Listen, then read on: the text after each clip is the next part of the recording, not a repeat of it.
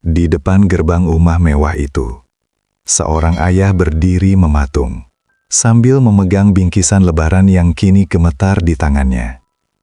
Di dalam sana, anak kandung yang dulu ia sekolahkan hingga ke luar negeri, sedang tertawa bersama rekan bisnisnya, lalu mengirim pesan singkat yang menghancurkan jantung sang ayah. "Ya, jangan masuk dulu. Saya malu kalau teman-teman lihat penampilan ayah yang seperti ini." Ia tak tahu, rumah mewah yang ia tempati, lantai yang ia pijak, bahkan napas kemewahannya, semuanya dibeli dengan darah dan keringat pria tua yang baru saja ia usir itu. Inilah kisah tentang sebuah pengkhianatan di atas marmer mewah, dan bagaimana sebuah neraca kejujuran akhirnya meruntuhkan istana kesombongan. Selamat datang di Suara Kehidupan. Sebuah ruang di mana setiap cerita adalah cermin bagi jiwa, dan setiap kejadian adalah pelajaran bagi hati yang mau mendengar. Hari ini, kami akan membawa Anda menyelami sebuah kisah nyata tentang seorang ayah, 3 orang anak, dan sebuah rahasia besar di balik harta warisan yang justru menjadi racun. Siapkan hati Anda, karena kisah ini mungkin akan merubah cara Anda memandang arti sebuah keluarga. Tulis kolom komentar dari kota mana asal kalian. Jangan lupa subscribe channel ini. Aku selalu percaya bahwa menjadi seorang ayah adalah menjadi akar. Ia harus rela terkubur dalam gelap, bergelung dengan tanah yang dingin, dan menahan beban yang tak terlihat, agar dahan-dahannya bisa menjulang tinggi menantang langit. Selama 8 tahun ini, aku adalah akar itu. Aku tidak butuh dipuji karena bunganya yang harum atau daunnya yang rimbun. Melihat Ganjar dan Sari berdiri tegak di atas rumah mewah di Cibubur sudah cukup menjadi pupuk bagi jiwaku yang mulai merapuh. Pagi ini, cemariku yang mulai gemetar karena usia kembali menari di atas layar ponsel. Bukan untuk mengirim pesan rindu yang mungkin akan diabaikan, melainkan untuk memastikan bahwa seluruh sistem kehidupan mereka tetap berjalan sempurna. Klik pertama, cicilan rumah mewah itu terbayar. Klik kedua, asuransi kesehatan mereka aman. Klik ketiga, biaya sekolah cucu-cucuku yang mahal telah lunas. Bagiku, saldo yang berkurang di rekening tabunganku bukanlah sebuah kehilangan, melainkan bentuk ibadah yang paling sunyi. Aku mencintai mereka melalui angka-angka yang kupindahkan, melalui kenyamanan yang aku jamin. Meski aku sendiri seringkali lupa kapan terakhir kali membeli baju baru untuk diriku sendiri. Aku duduk di kursi kayu tua di ruang tamuku yang sepi. Di dinding, foto keluarga besar kami masih tergantung rapi. Di sana ada Ganjar yang tersenyum gagah, dan Sari yang tampak anggun dengan perhiasan yang sebenarnya aku yang membelikannya, sebagai hadiah ulang tahun pernikahan mereka yang kelima. Aku mengusap bingkai kaca itu dengan kain lusuh. Ada rasa bangga yang menyesak di dada. Namun ada pula lubang hampa yang mulai menganga. Kadang, di tengah keheningan malam, aku bertanya pada bayanganku sendiri di cermin, apakah mereka tahu bahwa setiap teguk air yang mereka minum, dan setiap embusan udara sejuk dari pendingin ruangan di rumah itu adalah hasil dari sisa-sisa tenagaku sebagai akuntan tua. Aku tidak pernah mengeluh. Bagiku, seorang ayah tidak boleh menjadi beban. Aku lebih memilih menjadi hantu yang menjaga, yang kehadirannya tak dirasakan, tapi ketiadaannya akan meruntuhkan istana mereka. Namun belakangan ini, kabut mulai turun di hatiku.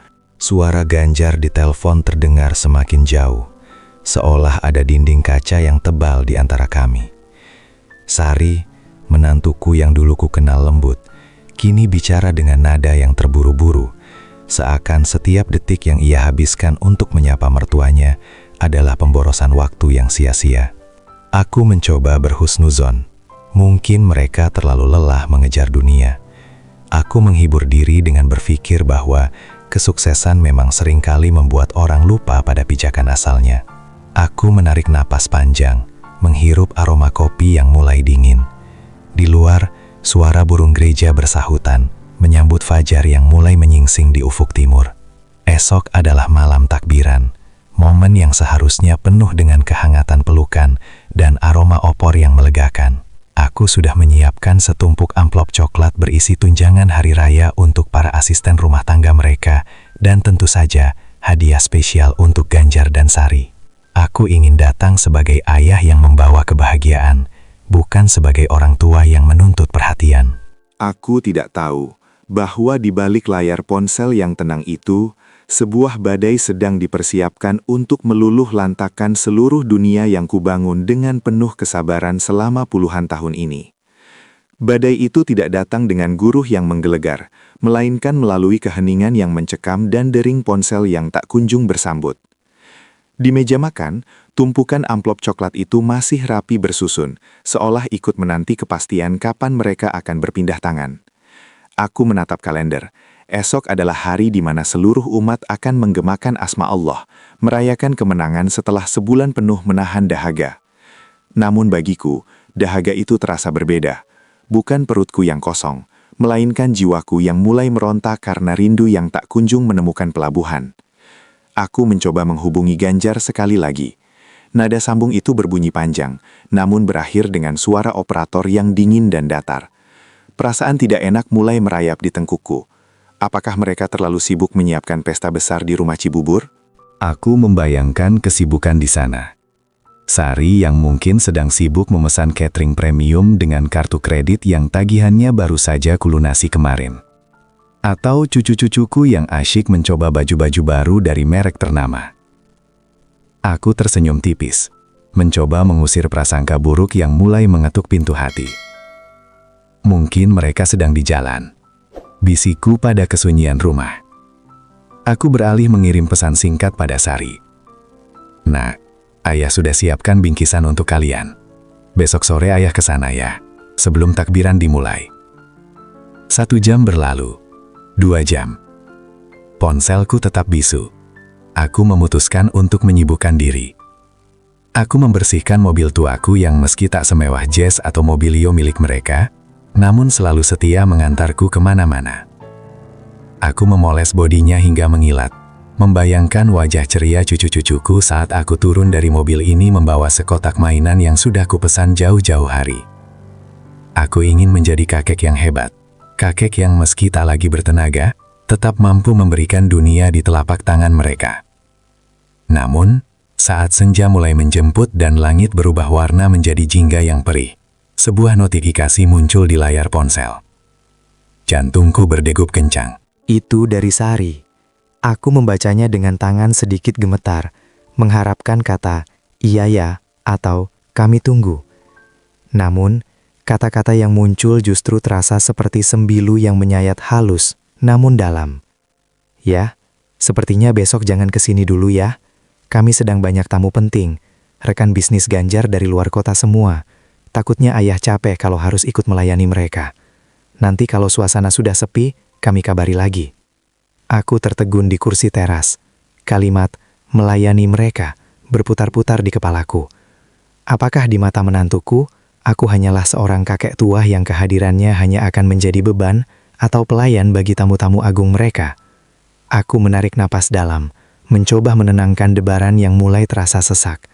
Hatiku yang dulu luas, kini terasa menyempit, terjepit oleh kenyataan bahwa pintu rumah yang kubayar setiap bulannya, kini mulai tertutup rapat untuk pemilik aslinya.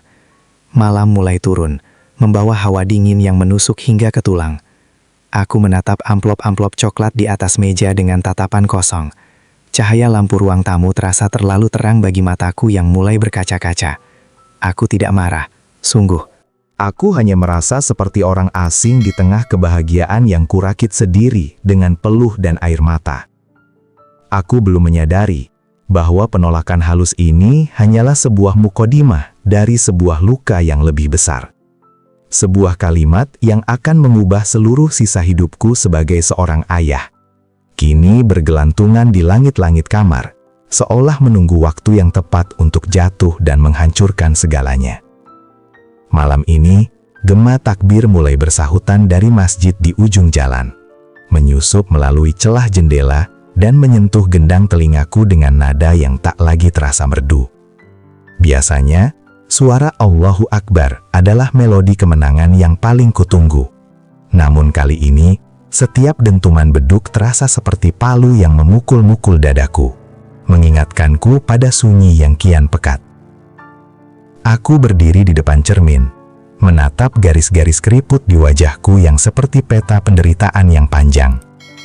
Di atas tempat tidur, sebuah baju koko putih yang baru kusetrika rapi tergeletak lesu. Aku telah menyiapkannya untuk sholat Idul Fitri bersama Ganjar. Membayangkan diriku berdiri di samping anak laki-laki kebanggaanku itu di barisan terdepan. Namun, pesan Sari sore tadi adalah dinding beton yang tak mampu kutembus. Aku merasa seperti bayangan yang dipaksa hilang saat cahaya lampu semakin terang. Aku ada, tapi tak diinginkan untuk tampak. Aku mencoba menghibur diri dengan duduk di sudut ruang kerja kecilku, tempat di mana selama puluhan tahun aku berkutat dengan angka, debit, dan kredit. Sebagai seorang akuntan, aku selalu bisa membuat neraca menjadi seimbang. Namun malam ini, neraca hatiku berantakan. Aku menghitung kembali pengabdianku. 8 tahun tanpa libur, jutaan rupiah yang mengalir tanpa henti untuk kemewahan mereka, dan doa-doa yang tak pernah putus di setiap sujud malamku. Mengapa hasilnya justru nol besar? Mengapa kasih sayang yang kuberikan tidak menghasilkan bunga berupa rasa hormat, melainkan duri berupa pengabaian? Ponselku bergetar lagi. Kali ini bukan pesan, melainkan sebuah unggahan status di media sosial yang tak sengaja kulihat. Di sana Sari mengunggah foto meja makan yang penuh dengan hidangan mewah, kambing guling, ketupat opor, dan kue-kue mahal. Di bawahnya tertulis keterangan, persiapan lebaran untuk orang-orang spesial, hanya untuk mereka yang mengerti arti kelas dan kesuksesan. Di foto itu, Ganjar tersenyum lebar sambil memegang gelas kristal, dikelilingi oleh teman-temannya yang berpakaian necis. Tak ada ruang untukku di sana. Tak ada kursi untuk kakek tua yang bajunya mungkin berbau minyak kayu putih, atau bicaranya yang mungkin terlalu lambat bagi telinga-telinga modern mereka. Air mataku jatuh tanpa izin, membasahi catatan-catatan lama di atas meja. Aku bukan orang yang mudah menangis, namun rasa hampa ini terlalu besar untuk ditampung oleh dadaku yang mulai ringkih. Aku merasa seperti sebuah tangga yang telah digunakan untuk memanjat ke puncak, lalu ditendang begitu saja karena dianggap hanya merusak pemandangan di atas sana. Aku telah menjadi akar yang terlalu dalam terpendam, hingga mereka lupa bahwa tanpa akar itu, pohon kemewahan mereka akan tumbang dalam sekejap.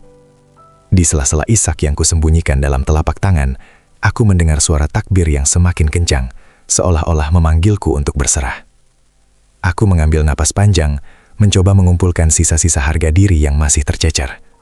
Aku tidak akan memaksakan diri hadir di tempat yang tidak menginginkanku. Namun, tepat saat aku hendak mematikan lampu dan mencoba tidur dalam kesedihan, sebuah denting pesan baru masuk. Pesan itu datang dari Ganjar, anak kandungku sendiri, membawa sebuah kalimat yang akhirnya merobek sisa kesabaranku sebagai manusia. Aku sempat berharap ada kata maaf atau setidaknya basa-basi hangat yang bisa membalut luka sore tadi. Namun yang terbaca di layar ponsel justru membuat duniaku seketika berhenti berputar. Yah, Ganjar cuma mau menegaskan pesan Sari tadi. Tolong besok jangan ke rumah dulu. Acara besok itu syukuran besar untuk relasi bisnis dan keluarga inti kami. Ganjar nggak mau ayah merasa tidak nyaman di antara mereka. Dan jujur, Ganjar juga nggak enak kalau teman-teman kantor lihat ayah. Nanti ada waktunya sendiri kita ketemu, tapi bukan di hari besar ini ya. Mohon dimengerti. Keluarga inti. Kata itu berulang kali memantul di dinding benakku, terasa lebih tajam dari sembilu yang paling runcing. Aku menatap foto kecil Ganjar saat ia masih balita yang selalu kusimpan di balik dompetku. Anak yang dulu menangis jika tak kugendong, anak yang dulu tidur di atas dadaku saat ia sakit, kini menyebutku bukan sebagai keluarga inti. Apakah 8 tahun aku membiayai setiap tarikan napas kemewahan mereka belum cukup untuk membeliku satu kursi di meja makan mereka? Belum sempat luka itu mengering, sebuah pesan masuk lagi dari nomor Sari. Isinya seolah ingin menaburkan garam di atas luka yang baru saja menganga. Ya, suatu hari nanti, Sari harap ayah bisa sukses dan punya gaya hidup yang lebih baik, supaya ayah layak duduk semeja dengan kolega-kolega kami tanpa membuat kami malu. Untuk sekarang, lebih baik ayah istirahat saja di rumah tua itu. Aku meletakkan ponsel dengan tangan yang gemetar hebat, bukan karena amarah yang meledak, melainkan karena rasa sakit yang teramat dalam hingga membuat seluruh tubuhku mati rasa. Dingin. Ruangan ini terasa membeku, meski udara di luar penuh dengan gema takbir yang hangat. Aku menatap sekeliling rumahku. Rumah yang sunyi, yang semua perabotannya sudah usang, karena uangku selalu lari ke rumah Cibubur. Aku menyadari satu hal yang selama ini buta kututupi. Aku telah memelihara serigala dengan daging hatiku sendiri. Layak duduk semeja, bisikku lirih, suaraku pecah di tengah kesunyian. Aku tertawa kecil, sebuah tawa getir yang lebih menyakitkan daripada tangisan. Mereka tidak tahu bahwa meja yang mereka pakai untuk menjamu tamu-tamu agung itu dibeli dengan uang lemburku. Mereka tidak sadar bahwa lantai yang mereka pijak masih atas namaku. Selama ini aku adalah akuntan yang terlalu baik, yang selalu menyeimbangkan angka tanpa pernah menghitung rasa sakit. Namun malam ini, neraca itu telah kututup. Kasih sayang yang selama ini kuberikan tanpa syarat, kini menemui titik nadirnya. Aku berdiri dari kursi tua itu, berjalan menuju meja kerja, dan membuka laptopku. Cahaya biru dari layar menyinari wajahku yang basah oleh air mata. Namun mataku kini menatap dengan sorot yang berbeda. Sorot yang dingin dan penuh perhitungan. Aku tidak akan memaki. Aku tidak akan mengemis kasih sayang pada mereka yang telah menghapus namaku dari silsilah hati. Jika mereka menginginkan hidup tanpa ayah yang mempermalukan, maka aku akan mengabulkannya dengan cara yang paling tidak pernah mereka bayangkan. Tanganku mulai bergerak lincah di atas keyboard. Satu persatu, aku membuka daftar pembayaran otomatis yang selama 8 tahun ini menjadi nyawa bagi kemewahan mereka. Di layar monitor, deretan angka dan jadwal pembayaran otomatis muncul satu persatu, berbaris seperti tentara yang selama ini patuh pada perintahku. Aku menatap daftar itu dengan dada yang terasa berat, namun tekadku sudah bulat. Jika aku dianggap bukan keluarga inti, maka seluruh fasilitas yang kuberikan pun seharusnya bukan bagian dari inti kehidupan mereka lagi. Klik pertama. Aku menghentikan pembayaran otomatis untuk tagihan listrik dan air di rumah megah itu. Dalam hitungan hari, atau mungkin jam, jika mereka lalai, istana yang mereka banggakan akan tenggelam dalam kegelapan. Klik kedua. Aku membatalkan asuransi kesehatan premium untuk Ganjar dan Sari.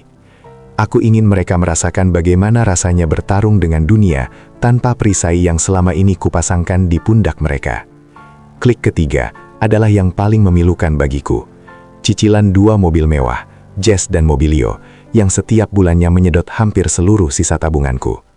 Aku menarik napas panjang, membayangkan wajah Sari yang biasanya angkuh saat menyetir kendaraan itu. Kini, biarlah hukum perbankan yang berbicara pada mereka. Terakhir, aku menonaktifkan tunjangan bulanan yang mencapai ratusan juta rupiah. Uang yang seharusnya menjadi modal usaha Sari, namun justru lebih banyak ia habiskan untuk tas-tas bermerek demi terlihat layak di mata dunianya. Selesai. Bisikku pelan. Ruangan kerja kecilku seketika terasa sangat sunyi.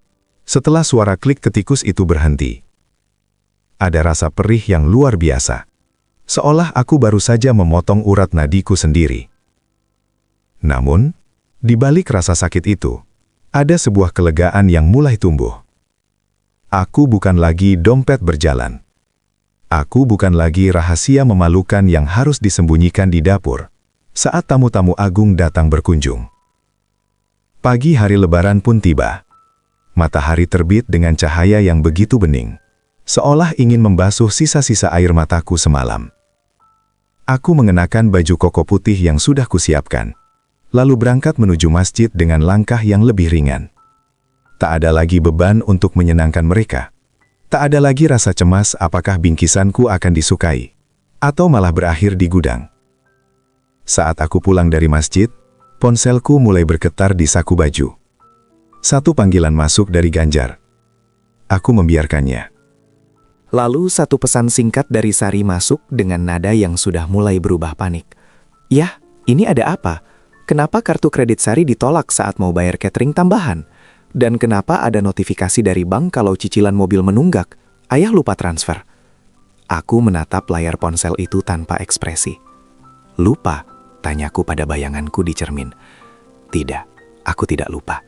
Aku justru baru saja ingat bahwa harga diriku tidak bisa dibeli dengan cicilan mobil atau rumah mewah. Aku tidak membalas pesan itu. Aku memilih untuk berjalan menuju dapur, menyeduh secangkir teh hangat, dan menikmati ketupat sederhana yang kubeli dari tetangga sebelah. Untuk pertama kalinya dalam 8 tahun, aku merasa benar-benar merdeka di hari kemenangan ini. Namun, aku tahu, ini baru permulaan.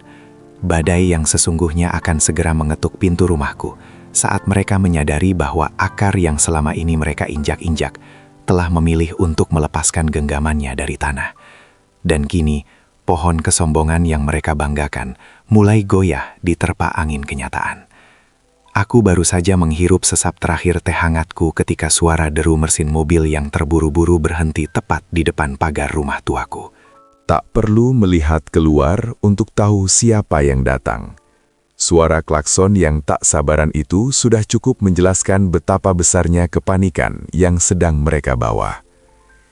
"Ayah, ayah buka pintunya!" Suara Ganjar menggelegar, memecah keheningan pagi lebaran di gang kecil ini.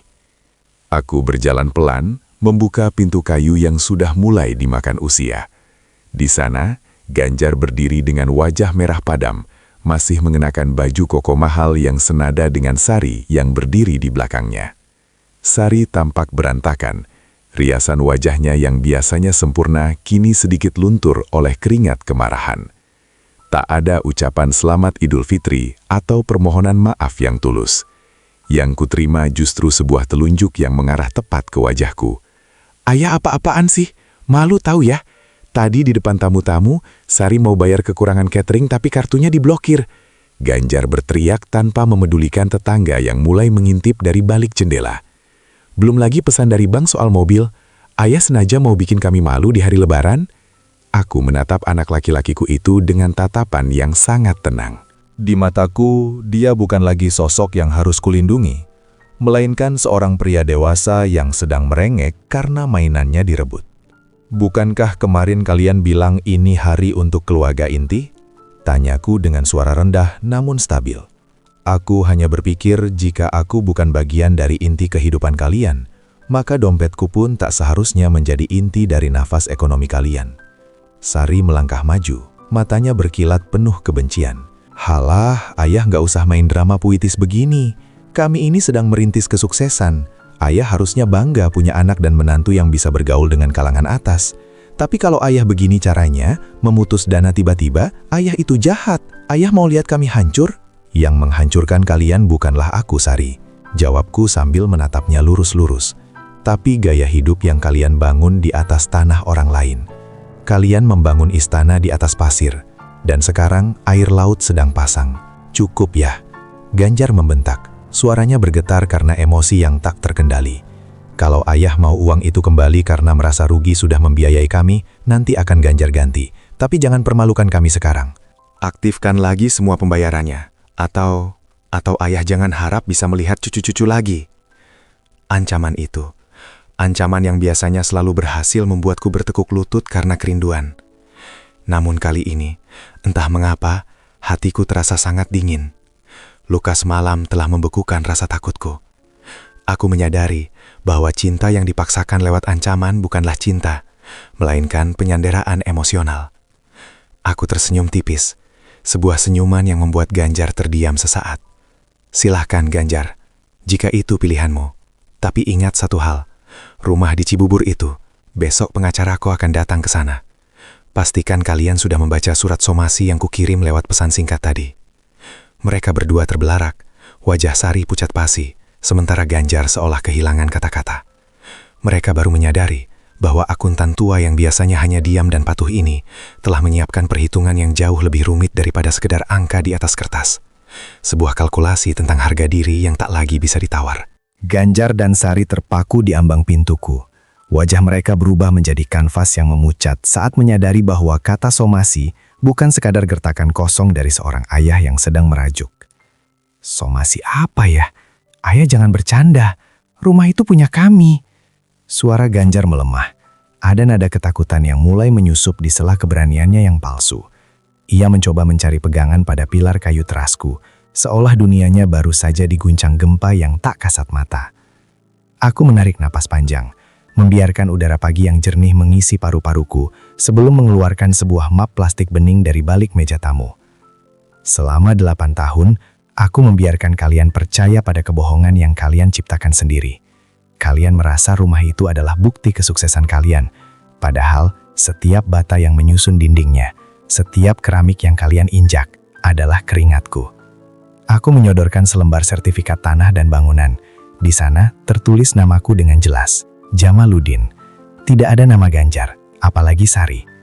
Aku membelinya atas namaku karena aku tahu sifat konsumtif kalian akan membuat rumah itu berpindah tangan ke pihak bank dalam sekejap jika kalian yang memegangnya. Aku ingin menjamin masa depan cucu-cucuku. Lanjutku dengan suara yang bergetar karena emosi yang tertahan. Tapi kemarin, saat kalian memintaku untuk layak duduk semeja, aku sadar bahwa meja itu sebenarnya berdiri di atas tanahku. Dan aku tidak sudi membiarkan tanahku dipijak oleh anak-anak yang tidak tahu cara menghormati akarnya. Sari menyambar kertas itu. Matanya menyisir setiap baris kalimat hukum di sana dengan rakus. Tubuhnya gemetar hebat. Ini tidak mungkin. Ganjar, kamu bilang rumah ini atas nama kita. Kamu bilang kita punya segalanya. Teriaknya pada suaminya. Mulai menyalahkan laki-laki yang selama ini ia puja hanya karena hartanya. Ganjar hanya menunduk. Ia tahu benar bahwa selama ini ia hanya menumpang pada kebaikan sistem yang kubangun. Logika akuntanku telah mengunci setiap celah. Aku tidak hanya membayar cicilannya, tapi aku adalah pemilik sahnya. Selama ini, mereka hanya penyewa cuma-cuma yang lupa berterima kasih. Kalian punya waktu 1 minggu untuk mengosongkan rumah itu, ucapku dingin, tanpa ada kebencian yang meledak, hanya sebuah ketegasan yang mutlak. Aku sudah menghubungi agen properti, rumah itu akan kujual. Ayah tega. Sari menjerit. Air mata kemarahannya mulai jatuh. Lalu kami tinggal di mana? Bagaimana dengan status sosial kami? Apa kata orang-orang kalau tahu kami diusir oleh mertua sendiri? Aku menatapnya dengan rasa iba yang paling dalam. Status sosial yang kau banggakan itu hanyalah istana gelembung, Sari. Sekali ku sentuh dengan kejujuran, ia akan pecah. Dan untukmu Ganjar, kau adalah anak laki-lakiku. Aku mendidikmu untuk menjadi pemimpin, bukan menjadi parasit yang membenci inangnya. Mereka berdiri di sana, di antara gema takbir yang masih terdengar sayup-sayup, menyadari bahwa hari kemenangan yang mereka rayakan dengan kemewahan palsu telah berubah menjadi hari keruntuhan bagi keangkuhan mereka. Namun, di balik rasa puas karena kebenaran terungkap, hatiku masihlah hati seorang ayah yang berdarah melihat kehancuran anaknya sendiri. Apakah aku terlalu kejam? Ataukah ini satu-satunya cara agar mereka belajar arti keluarga yang sesungguhnya?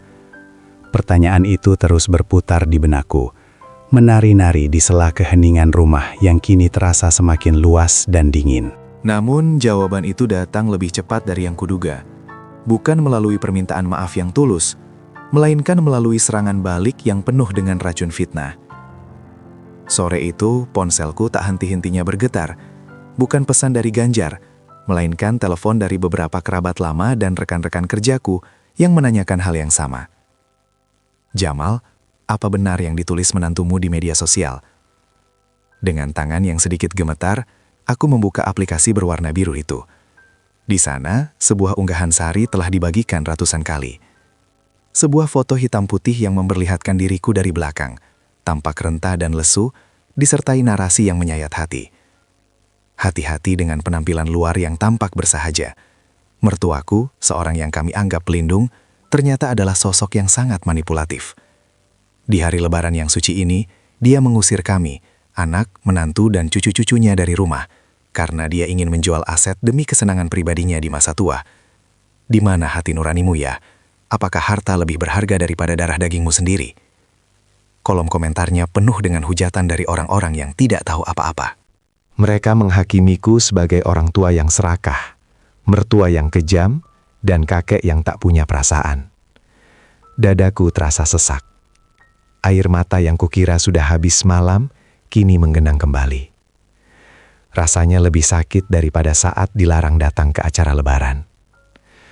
Difitnah oleh orang yang selama 8 tahun ini kusuapi dengan kemewahan adalah jenis luka yang tidak memiliki obat penawar. Aku duduk di lantai, bersandar pada kaki meja kerjaku. Aku bisa saja marah. Aku bisa saja membalas dengan kata-kata yang sama tajamnya.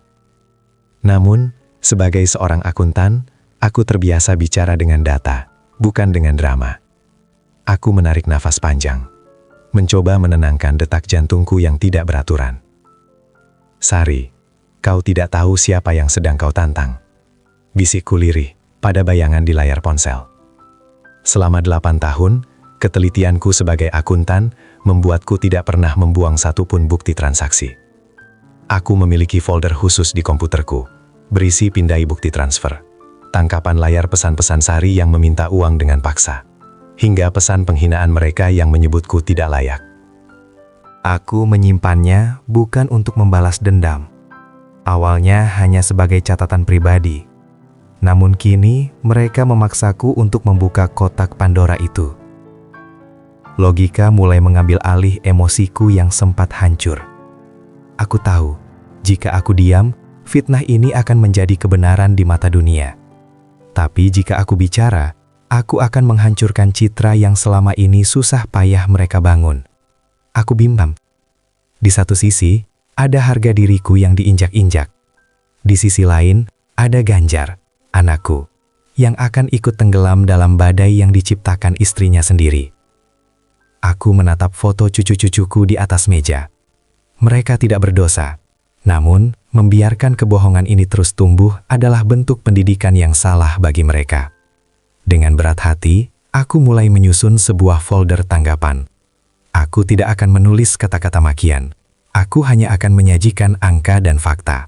Karena pada akhirnya, angka tidak pernah bisa berbohong, meskipun manusia melakukannya demi sebuah gengsi yang semu. Aku menatap kursor yang berkedip di layar laptop, seolah ia adalah detak jantung kebenaran yang sedang menungguku untuk memberi napas. Dengan jemari yang kini tak lagi gemetar, aku mulai mengunggah satu persatu berkas yang selama ini tersimpan dalam sunyi. Aku tidak membalas unggahan Sari dengan narasi penuh kebencian. Aku hanya menuliskan satu kalimat singkat sebagai pengantar. Seorang ayah tidak pernah menghitung apa yang ia berikan, kecuali saat pemberian itu digunakan untuk merusak kehormatan orang tuanya sendiri. Di bawah kalimat itu, aku menyertakan sebuah tabel sederhana, sebuah neraca kejujuran. Kolom pertama, bukti transfer pembayaran cicilan rumah di Cibubur selama 96 bulan terakhir. Kolom kedua, bukti pelunasan tagihan kartu kredit atas nama Sari yang selalu mencapai angka fantastis setiap bulannya. Kolom ketiga, tangkapan layar pesan singkat Sari di malam takbiran yang menyebutku tidak layak duduk semeja dan bukan keluarga inti. Aku membiarkan bukti-bukti itu berbicara sendiri. Tak perlu aku berteriak bahwa aku bukan orang tua yang serakah. Biarlah masyarakat melihat sendiri siapa yang sebenarnya membayar gaya hidup elit yang selama ini dipamerkan Sari di media sosial. Biarlah dunia tahu bahwa rumah mewah yang diklaim sebagai hasil kerja keras mereka, nyatanya hanyalah istana yang dibangun dari belas kasihan seorang ayah yang mereka asingkan. Hanya dalam hitungan menit setelah tombol unggah kutekan, duniaku kembali riuh. Namun kali ini, nada suaranya berubah. Hujatan yang tadinya mengarah padaku berbalik arah seperti badai yang mencari muara baru. Netizen yang tadinya menghakimiku, kini mulai mempertanyakan kredibilitas Sari dan Ganjar. Ternyata cuma numpang? Atau sudah dibayari malah mengusir ayah sendiri? Menjadi komentar yang paling banyak disukai. Aku mematikan ponselku. Aku tidak butuh melihat kehancuran mereka secara langsung untuk merasa menang. Ada rasa sedih yang mendalam saat menyadari bahwa aku harus menelanjangi aib anakku sendiri di depan umum demi sebuah kebenaran. Namun, ini adalah operasi pembersihan yang harus dilakukan. Seperti luka yang bernanah, ia harus dibersihkan meski perihnya bukan main, agar jaringan yang sehat bisa tumbuh kembali. Malam itu, Ganjar menghubungiku berkali-kali. Sari pun mengirim pesan yang nadanya berubah drastis, dari angkuh menjadi memohon.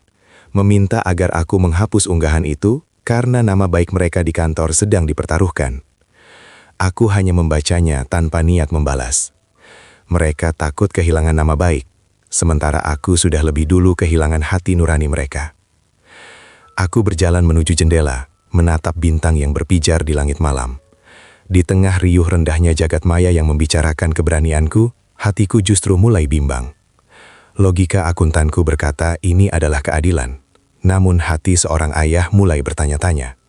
Sejauh mana aku harus melangkah sebelum semua ini benar-benar tidak bisa diperbaiki lagi? Ragu itu menyelinap di sela-sela keyakinanku, membuatku menyadari bahwa memenangkan argumen di mata dunia ternyata tidak memberikan kehangatan yang sama dengan sebuah pelukan tulus dari seorang anak. Di tengah keheningan malam, wajah cucu-cucuku, Farel dan Tiara, membayang di pelupuk mata. Mereka adalah jiwa-jiwa tak berdosa yang kini terjepit di antara keangkuhan orang tuanya dan ketegasan kakeknya. Aku takut, jika badai digital ini terus membesar, mereka akan menjadi korban dari puing-puing nama baik yang runtuh. Namun, saat aku nyaris menyentuh tombol untuk menghapus unggahan itu, sebuah surel masuk ke kotak surat pribadiku. Pengirimnya adalah seorang rekan lama yang bekerja di sebuah perusahaan leasing kendaraan.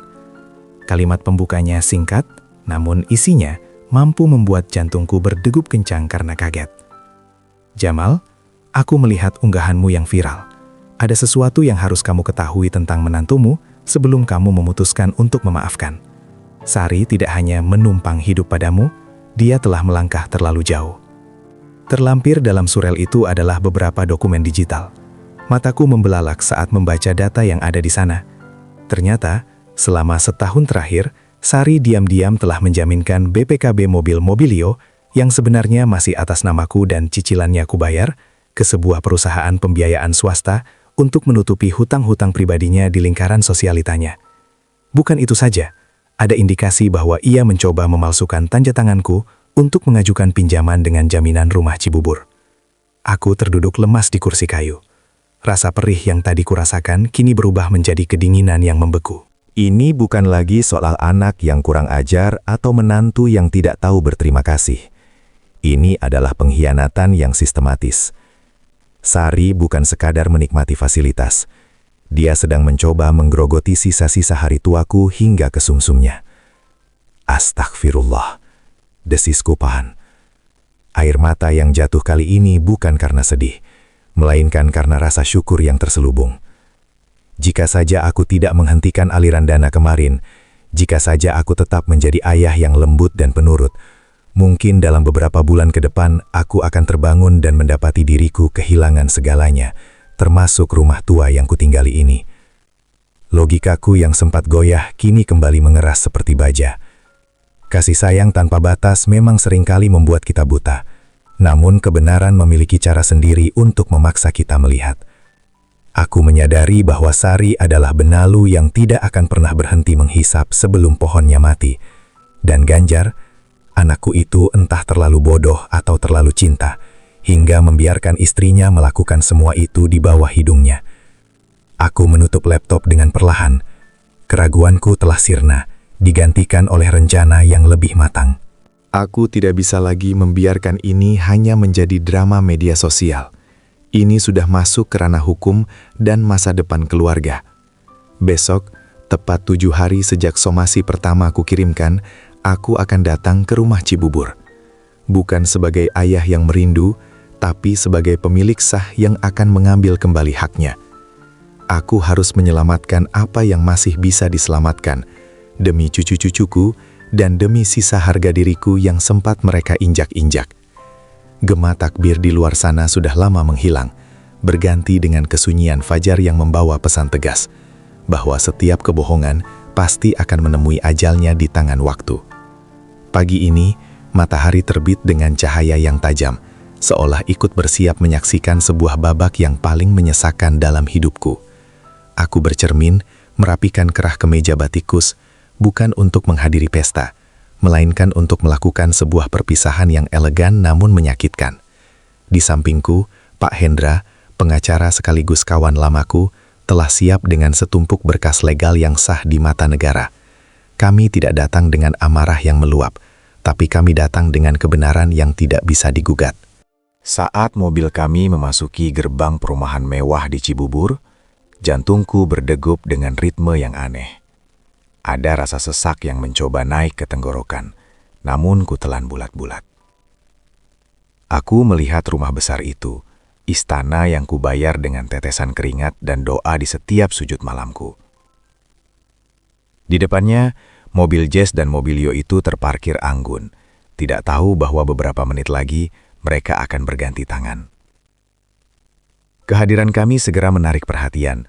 Beberapa tetangga yang sedang berolahraga pagi mulai memperlambat langkah, berbisik-bisik sambil melirik ke arah rumah yang sedang viral itu. Aku turun dari mobil, menghirup napas panjang untuk menguatkan fondasi di dadaku. "Ayah, sedang apa di sini pagi-pagi?"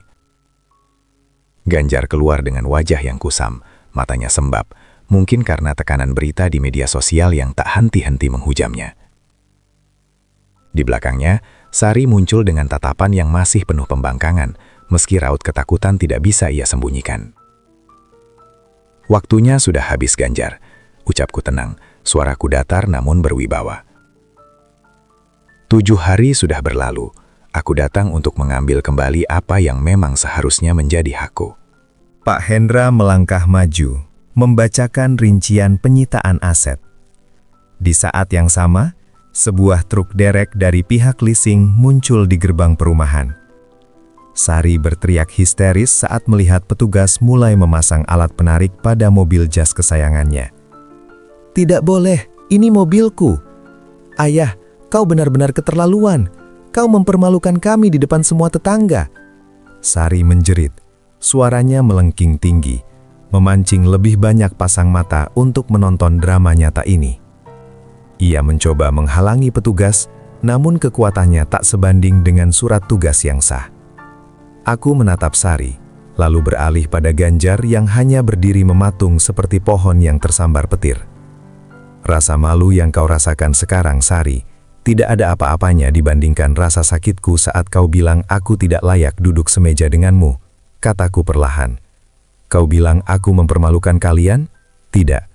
Kalianlah yang telah menelanjangi diri sendiri sejak kalian lupa cara menghargai orang tua." Klimaks ini terasa begitu dingin. Tidak ada piring yang pecah, tidak ada makian kasar dari mulutku. Hanya ada suara deru mesin truk derek yang mulai menarik mobil itu menjauh dari halaman.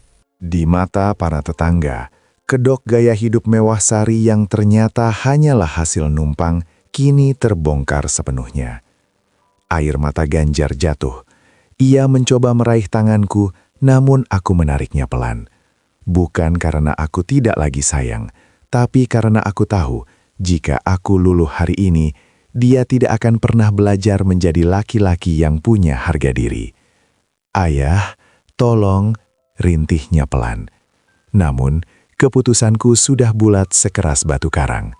Aku harus meruntuhkan istana ini, agar mereka bisa melihat tanah tempat mereka berpijak, yang selama ini mereka lupakan. Aku melangkah melewati ambang pintu rumah itu, diikuti oleh Pak Hendra dan beberapa petugas yang membawa surat inventaris. Aroma pengharum ruangan yang mahal menyeruak, namun bagiku, bau itu terasa menyesakan. Seperti aroma kebohongan yang telah dipoles sedemikian rupa. "Keluar dari sini. Ayah tidak berhak masuk tanpa izin kami." Sari menghalangiku di ruang tamu. Wajahnya yang biasa dipenuhi bedak mahal, kini basah oleh keringat dan air mata amarah. Ia terlihat seperti seseorang yang sedang kehilangan kewarasan, karena dunianya sedang runtuh berkeping-keping. "Sari, rumah ini berdiri di atas namaku." Secara hukum, akulah yang memberikan izin padamu untuk bernafas di sini selama 8 tahun terakhir. Jawabku lembut, namun setiap kata yang keluar memiliki beban ribuan kilogram. Dan hari ini, izin itu telah kucabut. Melihat gertakannya tidak mempan, Sari tiba-tiba mengubah taktik. Ia jatuh bersimpuh di depanku, memegang ujung celanaku dengan tangan yang gemetar. "Ayah, tolong, Sari hilaf. Sari hanya ingin Ganjar terlihat sukses di mata teman-temannya. Kasihan anak-anak ya. Di mana mereka akan tidur kalau rumah ini disita? ayah tega melihat Farel dan Tiara hidup di jalanan? Hatiku bergetar. Nama cucu-cucuku adalah kelemahanku.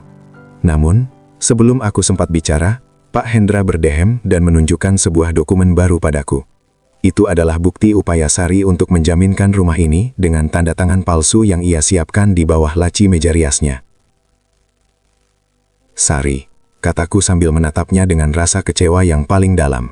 Jangan gunakan anak-anak sebagai perisaimu. Jika kau benar-benar peduli pada mereka, kau tidak akan pernah mencoba menggadaikan masa depan mereka demi tas-tas mewah dan status sosial yang kosong itu. Aku tahu soal upaya pinjamanmu dengan tanda tanganku. Kau tidak hanya tidak tahu berterima kasih, kau juga hampir menghancurkan satu-satunya tempat bernaung yang tersisa untuk anak-anakmu. Sari terdiam seketika. Tangannya yang memegang celanaku perlahan terlepas. Wajahnya berubah dari memohon menjadi penuh ketakutan yang murni. Ia menyadari bahwa rahasia gelapnya telah terendus oleh mata seorang akuntan yang tak pernah melewatkan satu angka pun. Di sudut ruangan, Ganjar duduk di atas sofa bludru, menutup wajah dengan kedua tangannya. Isak tangisnya terdengar pecah. Aku yang salah ya, aku yang membiarkannya. Aku terlalu takut kehilangannya, hingga aku rela kehilangan ayah, ucapnya dengan suara serak yang penuh penyesalan. Aku mendekati anak laki-lakiku, namun aku tidak menyentuhnya. Aku ingin dia merasakan dinginnya lantai, tanpa alas kaki kasih sayangku yang berlebihan. Cinta yang membuatmu buta pada kebenaran bukanlah cinta, Ganjar. Itu adalah perbudakan, dan hari ini aku membebaskanmu dari kemewahan yang merantai nuranimu. Aku memerintahkan petugas untuk mulai mendata barang-barang. Suasana di dalam rumah itu terasa sangat sunyi, hanya diiringi isak tangis Ganjar dan tatapan kosong Sari. Di luar, kerumunan tetangga semakin ramai. Namun, aku tidak lagi peduli. Aku berjalan menuju jendela besar yang menghadap ke halaman. Mataharinya masih sama.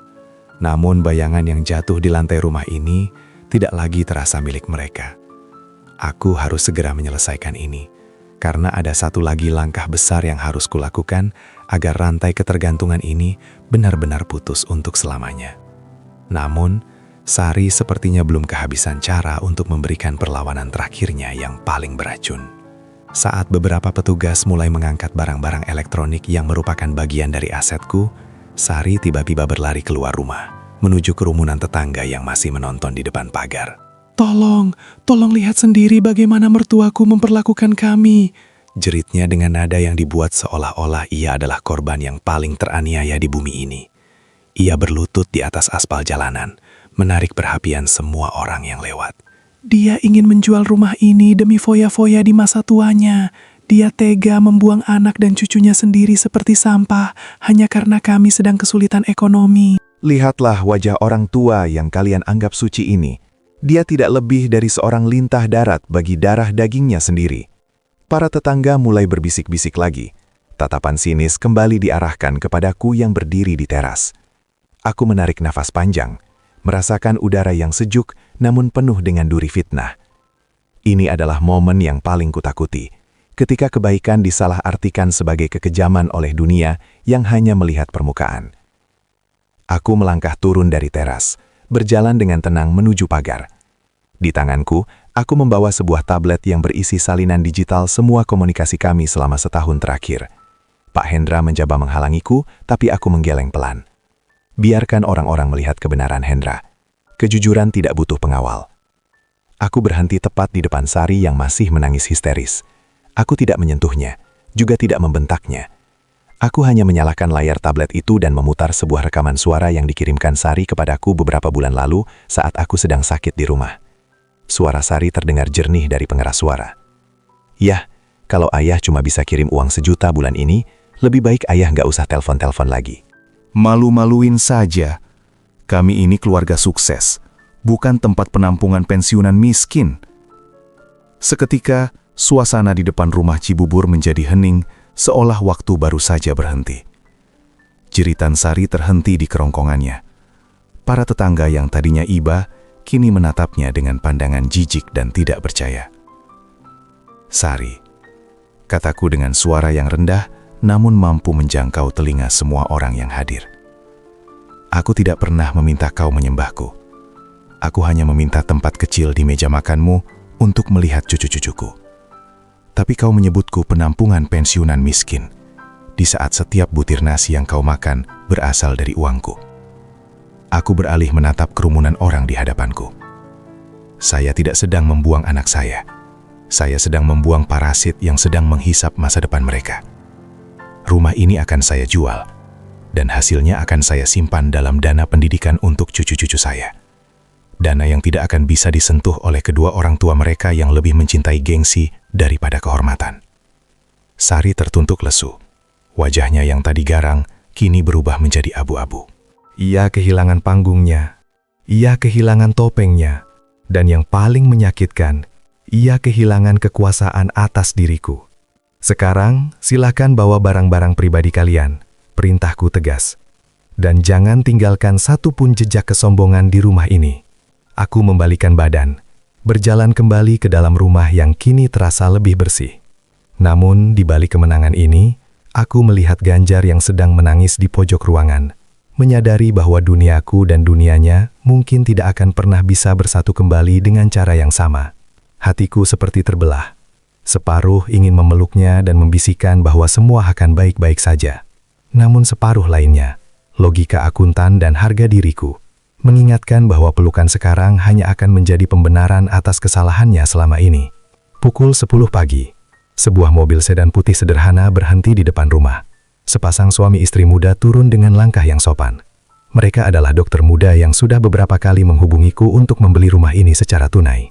Mereka tampak begitu kontras dengan Ganjar dan Sari, berpakaian bersahaja namun memancarkan aura ketenangan dan rasa hormat. Selamat pagi, Pak Jamal, sapa sang suami dengan senyum tulus. Kami datang untuk melihat kondisi terakhir rumah ini, seperti yang sudah kita sepakati. Aku mengangguk dan mempersilahkan mereka masuk. Namun, pemandangan di dalam ruang tamu sungguh memilukan. Ganjar masih tertuduk lesu di lantai, dikelilingi koper-koper yang terbuka setengah.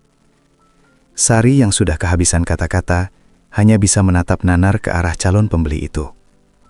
Ia menyadari bahwa orang-orang yang ia anggap tidak selevel dengannya dulu, kini adalah orang-orang yang akan memiliki istananya.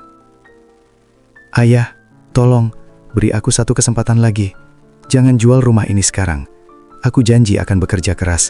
Aku akan mencicilnya pada ayah. Rintih Ganjar. Suaranya pecah di hadapan orang asing itu. Aku terdiam sejenak. Mataku menatap pasangan dokter muda itu, lalu beralih pada anak laki-lakiku.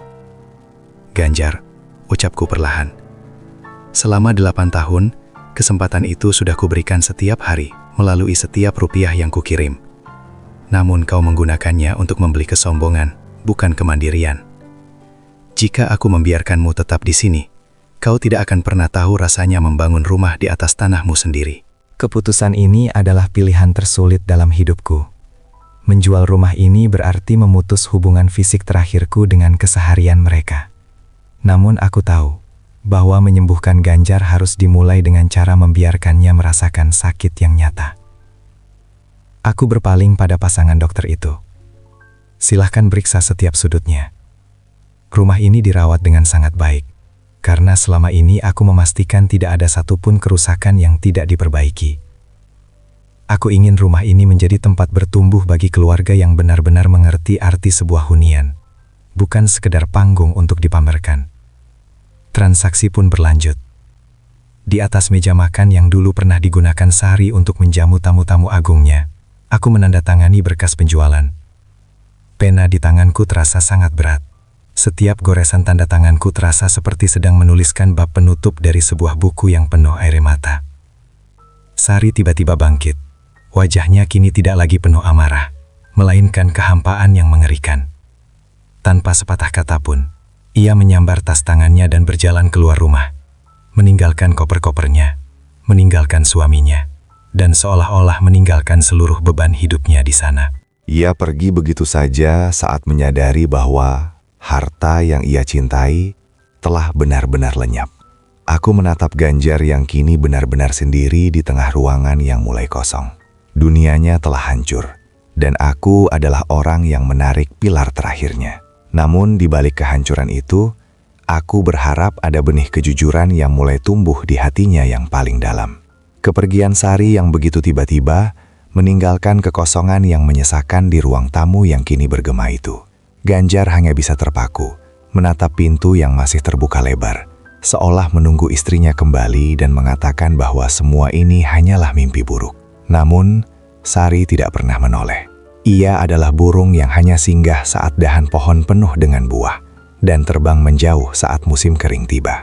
Beberapa hari setelah rumah di Cibubur berpindah tangan, aku memutuskan untuk menjauh sejenak dari hiruk-pikuk kota yang penuh dengan memori pahit ini. Aku pindah ke sebuah rumah kecil di pinggiran kota, dekat dengan pesantren tempat kawan lamaku mengajar. Di sana, aku tidak lagi dikelilingi oleh marmer dingin atau lampu kristal, melainkan oleh suara gemericik air sungai dan aroma tanah setelah hujan. Untuk pertama kalinya dalam bertahun-tahun, aku tidak lagi memegang kalkulator untuk menghitung hutang orang lain, melainkan memegang tasbih untuk menghitung syukur atas ketenangan yang baru kutemukan. Namun ketenanganku terusik oleh kabar yang sampai ke telingaku tentang Ganjar. Tanpa dukunganku dan tanpa rumah sebagai jaminan, hidupnya merosot tajam seperti grafik bursa yang jatuh. Statusnya di media sosial yang dulu penuh dengan foto-foto liburan luar negeri, kini berubah menjadi ruang sunyi. Kabar yang kudengar, ia kehilangan pekerjaannya karena fokusnya hancur, dan ia mulai sering absen setelah ditinggalkan Sari. Ganjar kini tinggal di sebuah kontrakan sempit di pinggiran Jakarta, mencoba bertahan hidup dengan sisa-sisa harga diri yang telah lama ia gadaikan. Apakah ini yang kuinginkan, Jamal? Tanyaku pada diri sendiri saat duduk di teras kecil rumah baruku. Aku menatap langit sore yang berwarna lembayung, merenungi setiap langkah yang telah kuambil. Menghukum anak sendiri adalah jenis luka yang paling lama sembuhnya. Setiap kali aku makan sesuap nasi yang enak, aku selalu teringat apakah Ganjar sudah makan. Setiap kali hujan turun dengan deras, aku bertanya-tanya, apakah atap kontrakannya bocor? Kasih sayang seorang ayah memang tidak bisa dimatikan hanya dengan selembar surat somasi atau penjualan aset. Namun, aku terus menguatkan hati. Aku tahu bahwa jika aku kembali menariknya ke dalam pelukanku sekarang, ia hanya akan menjadi parasit di pohon yang berbeda. Ia harus merasakan dinginnya malam tanpa selimut dariku, agar ia tahu betapa hangatnya matahari yang selama ini ia sia-siakan. Di tengah kesendirianku, aku tetap menjalin komunikasi dengan ibu mertua Ganjar, satu-satunya orang di pihak Sari yang masih memiliki akal sehat. Lewat dialah, aku diam-diam menyalurkan dana untuk keperluan cucu-cucuku. Aku memastikan Farel dan Tiara tetap sekolah di tempat terbaik, tanpa mereka tahu bahwa kakek yang jahat inilah yang masih menjaga mereka dari balik layar. Aku ingin mereka tetap tumbuh menjadi manusia yang berilmu, bukan menjadi manusia yang hanya tahu cara memamerkan harta yang bukan milik mereka. Aku sedang membangun fondasi baru bagi generasi berikutnya, fondasi yang tidak akan bisa dihancurkan oleh kesombongan orang tuanya. Aku menutup mataku, membiarkan angin sore membelai wajahku yang mulai menua. Pembalasanku telah usai, dan kini tiba saatnya bagiku untuk membangun kembali apa yang telah runtuh. Namun kali ini dengan cara yang jauh lebih bijaksana. Keheningan di rumah baruku ini adalah kemewahan yang tidak bisa dibeli dengan angka-angka di rekening bank. Namun ketenangan itu terusik ketika sebuah bayangan muncul di ujung jalan, berjalan gontai dengan bahu yang merosot, seolah memikul beban seluruh dunia. Itu Ganjar. Penampilannya jauh dari sosok pria sukses yang dulu selalu membanggakan setelan jas mahalnya. Ia hanya mengenakan kemeja usang yang warnanya sudah memudar, wajahnya tirus, dan matanya menatap bumi dengan penuh kehinaan. Ia berhenti di depan pagar kayu kecilku, ragu untuk melangkah masuk, seolah-olah tanah yang kupijak terlalu suci untuk disentuh oleh sisa-sisa kesombongannya. Aku tidak berdiri dari kursiku. Aku hanya menatapnya dari kejauhan, membiarkan waktu sejenak membeku di antara kami. Ada ribuan kata yang ingin melompat dari kerongkonganku, namun aku memilih diam. Aku ingin melihat apakah ia datang sebagai pengemis harta atau sebagai anak yang sedang mencari jalan pulang ke pelukan ayahnya. Ganjar perlahan berlutut di depan pagar. Isak tangis yang tertahan selama berminggu-minggu itu akhirnya pecah, menyatu dengan suara jangkrik yang mulai bernyanyi menyambut malam. Ya, suaranya serak, nyaris tenggelam dalam tangis. Ganjar tidak datang untuk meminta uang. Ganjar tidak datang untuk meminta rumah kembali. Ganjar hanya ingin bilang bahwa ayah benar. Ganjar telah kehilangan jati diri karena mengejar bayangan yang salah. Aku bangkit perlahan, berjalan mendekatinya dengan langkah yang berat. Jantungku berdenyut perih melihat anak laki-lakiku hancur sedemikian rupa. Namun, ada secercah cahaya di matanya yang sembab. Sebuah kejujuran yang belum pernah kulihat selama 8 tahun terakhir. Ganjar telah kehilangan pekerjaan, ditinggalkan Sari, dan sekarang Ganjar baru sadar bahwa satu-satunya orang yang tidak pernah meninggalkan Ganjar, bahkan saat Ganjar mengusirnya, adalah ayah. Lanjutnya, sambil menyentuh kakiku dengan jemarinya yang gemetar. Maafkan Ganjar ya. Maafkan karena pernah menganggap ayah tidak layak duduk semeja dengan kami. Padahal, meja itu bahkan tidak akan pernah ada tanpa tetesan keringat ayah. Aku menarik napas panjang, menatap langit yang mulai bertabur bintang. Bangunlah Ganjar, kataku dengan suara yang paling lembut yang bisa ku keluarkan. Seorang laki-laki tidak boleh sujud di depan manusia, bahkan di depan ayahnya sendiri, hanya karena ia merasa kalah. Berdirilah, karena pengakuanmu hari ini lebih berharga bagiku daripada seluruh aset yang kujual di Cibubur. Aku membantunya berdiri. Tubuhnya terasa jauh lebih ringan dari yang kuingat. Sebuah tanda bahwa penderitaan telah mengikis fisiknya.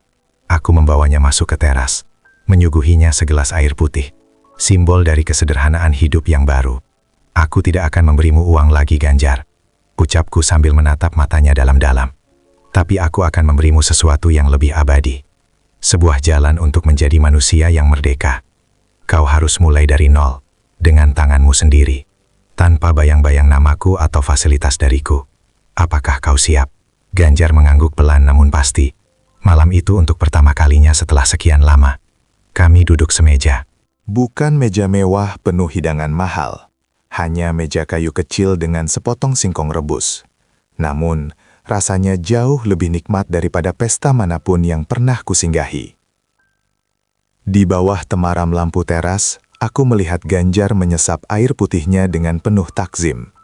Seolah setiap tegukannya adalah penebusan atas dahaga kesombongan yang selama ini menyiksa batinnya. Keheningan di antara kami bukan lagi keheningan yang menyesakan, melainkan keheningan yang menyembuhkan. Ada sesuatu yang ingin kutunjukkan padamu, Ganjar, ucapku sambil beranjak masuk ke dalam rumah. Aku kembali dengan membawa sebuah map berwarna biru langit. Map yang tidak berisi somasi atau ancaman hukum, melainkan sebuah rencana masa depan yang telah kususun dengan penuh ketelitian seorang akuntan dan kasih sayang seorang kakek. Aku membukanya di depan Ganjar. Di dalamnya terdapat sertifikat deposito atas nama Farel dan Tiara. Hasil penjualan rumah Cibubur itu tidak kupakai untuk berfoya-foya di masa tuaku, seperti yang difitnahkan oleh istrimu. Seluruh uang itu telah kumasukkan ke dalam dana abadi pendidikan untuk cucu-cucuku. Dana ini terikat secara hukum, tidak bisa ditarik olehmu, apalagi oleh Sari, hingga mereka menginjak usia kuliah. Ganjar menatap angka-angka di kertas itu dengan mata berkaca-kaca. Ia menyadari bahwa di saat ia dan istrinya berencana untuk menjatuhkanku, aku justru sedang membangun benteng untuk melindungi anak-anak mereka. Ayah, kenapa ayah masih melakukan ini setelah semua yang kami perbuat? Tanyanya dengan suara yang nyaris hilang di telan malam. Karena dendam adalah racun yang hanya akan membunuh pemiliknya, nak. Jawabku tenang. Aku ingin kau tahu bahwa harta bisa habis dalam semalam. Tapi pendidikan dan karakter adalah warisan yang takkan pernah bisa disita oleh siapapun. Aku menjual rumah itu bukan untuk menghukummu, tapi untuk mengamankan masa depan mereka dari badai yang kau ciptakan sendiri. Aku juga menunjukkan sebuah rekening tabungan kecil atas nama ibu mertuanya. Setiap bulan, aku tetap mengirimkan biaya hidup untuk anak-anakmu melalui nenek mereka. Aku tidak ingin mereka kekurangan, tapi aku juga tidak ingin mereka melihat uang itu turun dari langit. Biarlah mereka belajar hidup sederhana bersamamu sekarang, agar mereka mengerti harga sebuah perjuangan. Ganjar tertunduk, bahunya berguncang. Kali ini tangisannya adalah tangisan syukur. Ia menyadari bahwa Kekejamanku selama ini adalah bentuk cinta yang paling murni. Cinta yang berani berkata tidak demi kebaikan yang lebih besar. Mulai besok, tinggallah di kamar belakang rumah ini untuk sementara, kataku sambil menepuk pundaknya. Bantu aku merawat kebun kecil di belakang, dan uruslah urusan administrasiku. Tidak ada gaji besar, hanya cukup untuk makan, dan ongkosmu mencari pekerjaan baru yang halal. Kau harus belajar mencuci bajumu sendiri, memasak nasi sendiri, dan menghargai setiap butir keringat yang keluar dari tubuhmu. Malam itu, aku tidur dengan sangat nyenyak. Beban yang selama 8 tahun ini menghimpit dadaku telah luruh sepenuhnya. Aku telah mengambil kembali harga diriku, menyelamatkan masa depan cucu-cucuku, dan yang paling penting, aku telah mendapatkan kembali anak laki-lakiku yang sempat hilang di telan gemerlap dunia yang palsu. Fajar keesokan harinya terasa sangat cerah, membawa harapan bahwa kehidupan yang baru benar-benar telah dimulai, dan setiap sinarnya seolah menghapus sisa-sisa kegelapan yang pernah merajai hati kami. 1 tahun telah berlalu sejak badai di malam takbiran itu meruntuhkan istana kaca di Cibubur. Kini, waktu telah membuktikan bahwa luka yang dibersihkan dengan kejujuran akan tumbuh menjadi jaringan yang lebih kuat dari sebelumnya. Aku berdiri di ambang pintu rumah kecilku, memperhatikan Ganjar yang sedang sibuk memotong rumput di halaman depan. Ia tidak lagi mengenakan kemeja bermerek yang kaku. Kini ia hanya memakai kaos oblong sederhana dengan keringat yang membasahi kemingnya. Namun, ada sesuatu yang berbeda di wajahnya. Sebuah ketenangan yang tidak pernah ia miliki saat ia masih memegang kemudi mobil mewah pemberianku. Setahun hidup dalam kesederhanaan bersamaku telah mengajarinya bahwa kebahagiaan tidak terletak pada seberapa banyak kita memiliki, melainkan seberapa dalam kita mensyukuri.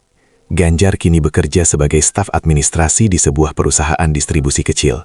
Gajinya mungkin hanya 1/10 dari gaya hidupnya dulu, tapi setiap kali ia pulang membawa sebungkus buah tangan untukku, ia melakukannya dengan kepala tegak. Ia tidak lagi meminta-minta. Ia telah belajar mencuci pakaiannya sendiri, memasak makan alam kami, dan yang paling mengharukan, ia mulai rajin menabung demi menjemput anak-anaknya di akhir pekan. "Yah, kopi hitamnya sudah di meja," teriak Ganjar sambil menyeka keringat dengan handuk kecil di lehernya. Ia tersenyum tulus, sebuah senyuman yang dulu sempat hilang tertutup topeng keangkuhan. Aku menghampirinya, menyesap kopi yang aromanya memenuhi udara pagi. "Bagaimana kabar Sarina?" tanyaku pelan. Aku tidak lagi menanyakannya dengan amarah, hanya dengan rasa iba yang tersisa. Ganjar menghentikan pekerjaannya sejenak, menatap ke arah jalanan. Kabar terakhir dia masih berpindah-pindah tempat ya, mencoba mencari sandaran baru, tapi sepertinya dunianya semakin sempit. Dia masih belum bisa menerima kenyataan bahwa hidup tidak selalu soal kemewahan. Ganjar sudah mencoba mengajaknya memulai kembali dari nol, tapi dia menolak. Dia bilang dia tidak ditakdirkan untuk hidup susah. Aku mengangguk paham. Ada orang yang belajar dari badai, namun ada pula yang justru tenggelam karena menolak melepaskan pemberat di kakinya. Sari masih terjebak dalam labirin harga diri yang semu. Sementara Ganjar telah memilih untuk mendaki jalan setapak yang nyata meski terjal. Setiap Sabtu sore, Farel dan Tiara datang ke rumah ini. Mereka tidak lagi merengek meminta mainan mahal.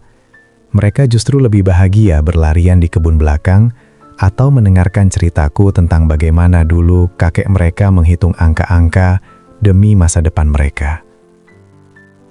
Aku melihat mereka tumbuh dengan nilai-nilai baru, nilai yang kuajarkan lewat teladan, bukan lewat uang.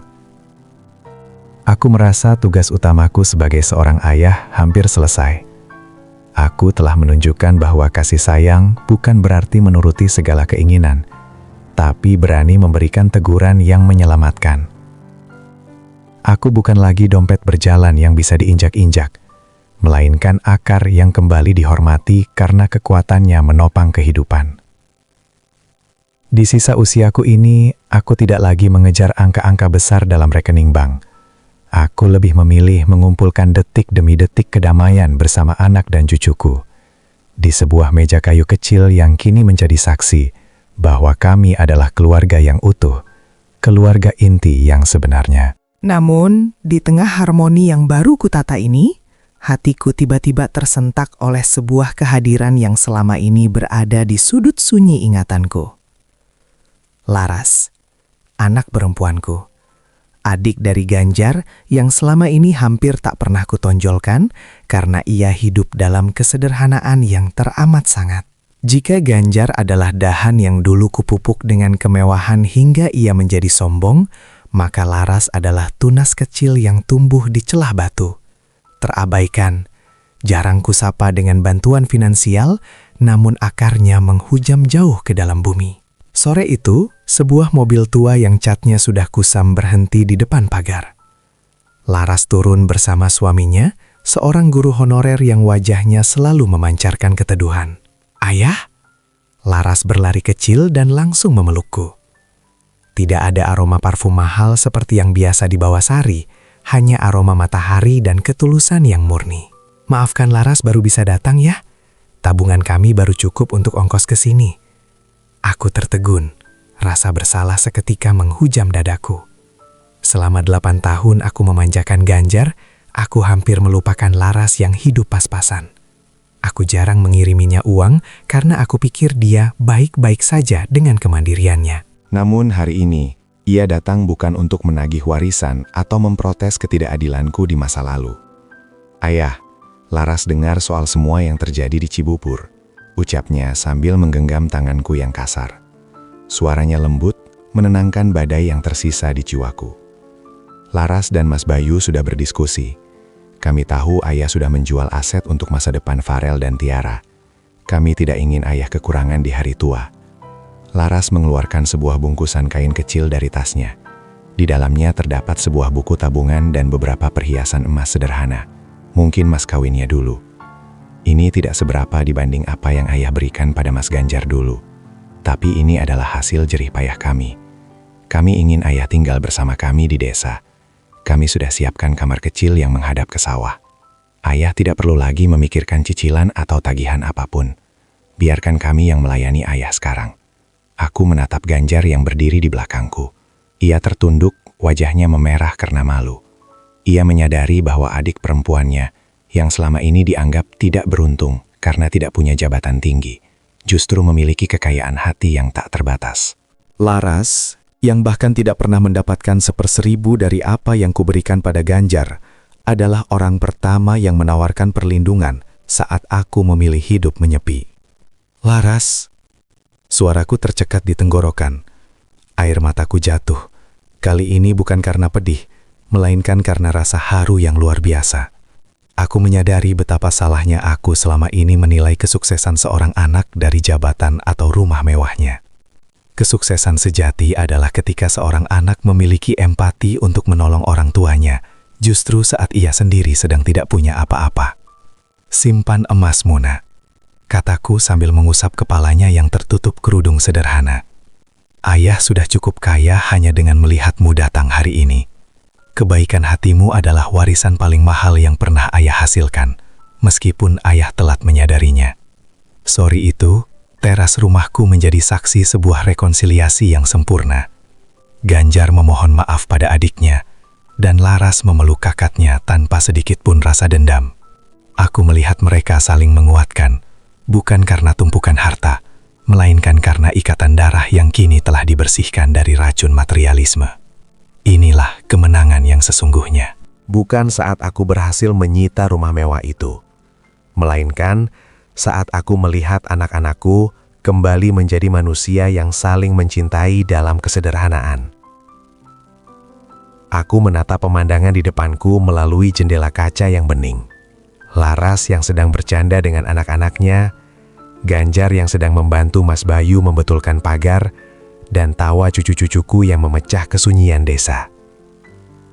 Akhirnya, neraca hidupku benar-benar seimbang. Bukan oleh angka-angka nominal, melainkan oleh nilai-nilai kemanusiaan yang abadi.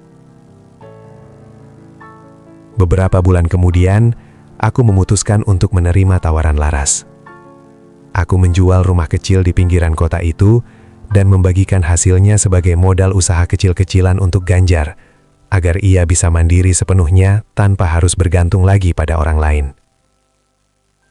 Kini, aku menetap di sebuah rumah sederhana di desa, di mana setiap pagi aku disambut oleh hamparan sawah hijau dan suara azan yang menyejukkan hati. Aku sering duduk di kursi goyang di teras depan, memegang buku catatan tua yang kini berisi puisi-puisi tentang kehidupan, bukan lagi rincian hutang piutang. Aku belajar bahwa seorang ayah terkadang harus menjadi jahat untuk menyelamatkan masa depan anak-anaknya. Ketegasanku memutus aliran dana dan menjual rumah mewah itu bukanlah bentuk kebencian, melainkan bentuk operasi bedah untuk mengangkat tumor kesombongan yang hampir mematikan nurani mereka. Ganjar kini telah bangkit. Ia membuka toko kelontong di kota kabupaten dan hidup dengan penuh kejujuran.